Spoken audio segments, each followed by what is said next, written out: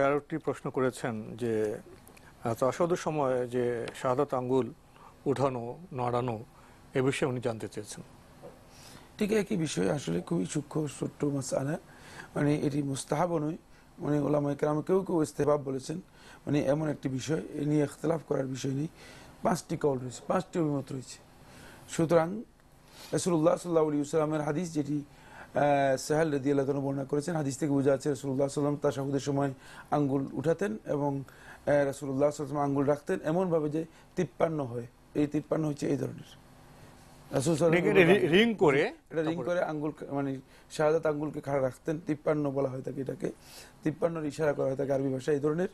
এরপর রাসূল সাল্লাল্লাহু আলাইহি ওয়াসাল্লাম শাহাদাত আঙ্গুল দিয়ে তাশাহুদ চলাকালীন সময় ইশারা করতেন আল্লাহ রাব্বুল আলামিনের ওয়াহদানিয়তের, একত্ববাদের।